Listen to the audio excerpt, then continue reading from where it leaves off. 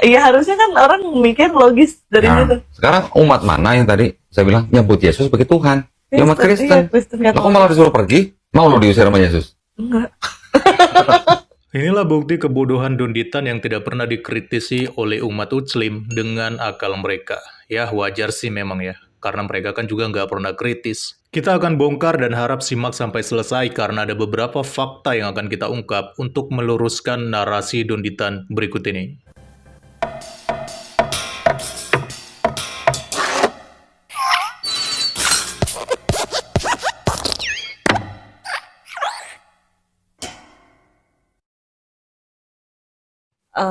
Ini agak jauh sih. Kayak kan akhir zaman.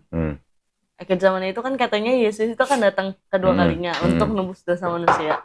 Oh, bukan untuk menebus dosa manusia, untuk menjadi hakim yang adil. Iya. Ya. Nah, cuman kan kalau misalnya kitanya salah kaprah untuk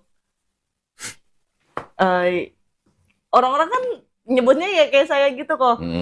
Ntar juga Yesus datang lagi ke dunia buat nebus dosa gitu. Ya. Sekarang bacain aja ya.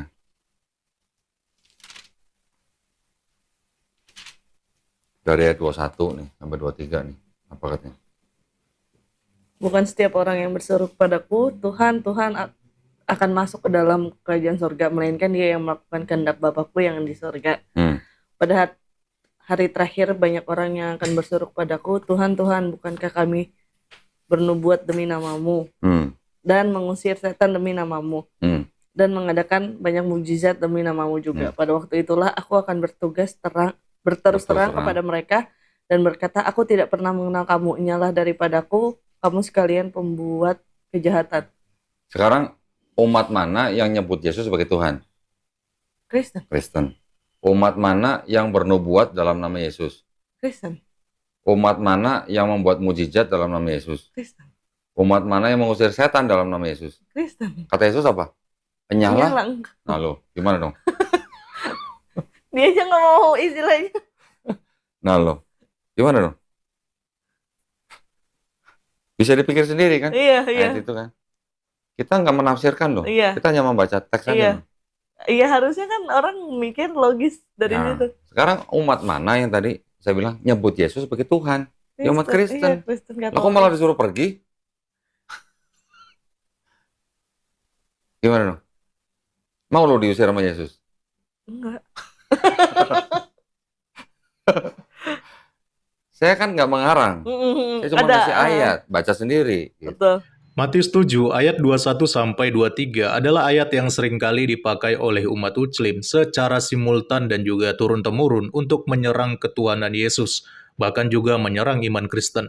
Poinnya adalah dalam ayat ini Donditan menarasikan bahwa barang siapa yang menganggap Yesus Tuhan, bernubuat dalam nama Yesus, membuat mujizat dalam nama Yesus, dan mengusir setan dalam nama Yesus, maka akan dienyahkan dari hadapan Yesus. Jadi narasi ini selalu dipakai oleh para polemikus walaupun sudah diluruskan secara jelas oleh para apologet, tetapi namanya orang bebal tetaplah orang bebal ya.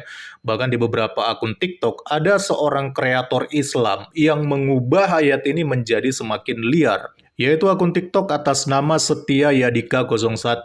Di sini ada bendera Palestinanya, jadi kita sudah tahu umat apa yang punya akun ini. Dia pelintir Matius 7, 22 dan 23 dengan kalimat, bila ada yang menyebutku Tuhan, kelak dia akan kuenyahkan ke neraka. Narasi ini sama sebenarnya seperti yang disampaikan oleh Donditan tadi. Nah sekarang kita akan bedah satu persatu betapa bodohnya mereka-mereka ini. Yang pertama, Matius 7 sudah dituliskan perikopnya dengan jelas yaitu hal pengajaran yang sesat. Dan di ayat pertama jelas dikatakan bahwa ayat ini ditujukan kepada para nabi-nabi palsu, yang mana mereka mengaku bernubuat dalam nama Yesus, mengaku membuat mujizat dalam nama Yesus, dan melakukan banyak hal demi nama Yesus. Padahal sebenarnya tidak, karena mereka adalah nabi-nabi palsu yang punya tujuan untuk kepentingan diri mereka sendiri, tetapi dengan dalih memakai nama Yesus untuk menipu umat. Itulah mengapa ketika pada hari-hari terakhir orang-orang ini datang kepada Yesus dan di ayat 23 Yesus dengan tegas mengatakan, aku tidak pernah mengenal kamu, nyala daripadaku, kamu sekalian pembuat kejahatan. Nah, sekarang masalahnya adalah para polemikus Islam selalu menarasikan ayat dengan menggunakan otak mereka yang kerdil dan bodoh, sehingga mereka gagal paham tentang ayat ini. Tapi saya nggak heran ya, karena memang selalu ada yang salah dalam cara mereka berlogika. Dan sekarang kita akan luruskan logika mereka yang berantakan. Di ayat 21, Yesus mengatakan bukan setiap orang yang berseru kepadaku yang akan masuk ke dalam kerajaan sorga, melainkan dia yang melakukan kehendak Bapa-Ku yang di sorga. Dan orang Kristen sepakat bahwa dalam konsep Allah Tritunggal, Allah Bapa dan Yesus adalah satu kesatuan yang tidak bisa dipisahkan. Jadi, kehendak Bapa di sorga pada dasarnya adalah kehendak Tuhan Yesus itu sendiri. Lalu di ayat ke-22, yaitu pada hari terakhir ketika Yesus datang kedua kalinya untuk menghakimi umat manusia, para nabi-nabi palsu ini datang dan berseru-seru kepada Yesus dan mengklaim bahwa mereka bernubuat dan melakukan mujizat demi nama Yesus. Tetapi Yesus tahu bahwa semua perbuatan mereka atas nama Yesus adalah kepalsuan. Yesus mengetahui semua ini karena dia sendiri adalah Allah yang Maha Tahu. Makanya di ayat 23 dijelaskan, pada waktu itulah aku akan berterus terang kepada mereka dan berkata, aku tidak pernah mengenal kamu, nyalah daripadaku kamu semua sekalian pembuat kejahatan. Pertanyaannya, siapakah yang dienyahkan Yesus di sini? Tentu saja para nabi-nabi palsu itu.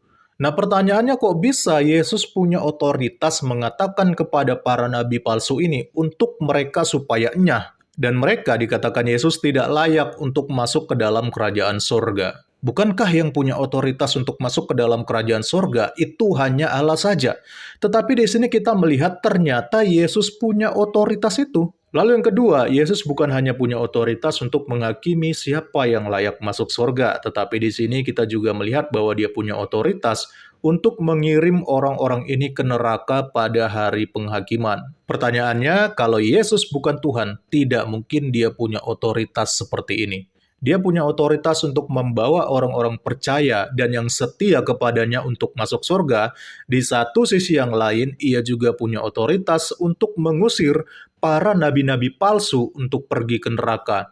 Kalau Yesus bukan Tuhan, tidak mungkin dia punya segala otoritas ini. Jadi segala narasi Dunditan gugur teman-teman, apalagi narasi dari TikToker ini ya, yang secara tidak langsung justru dia sedang mengatakan bahwa Yesus itu adalah Allah.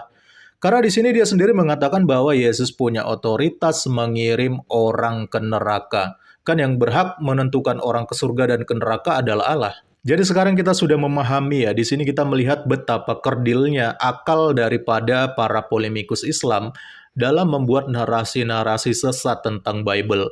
Yang tanpa mereka sadari, mereka sendiri sedang menyatakan bahwa Yesus adalah Allah, pemilik hari penghakiman dan yang punya kuasa otoritas atas surga dan juga neraka. Salam kritis, Tuhan Yesus memberkati. Salam.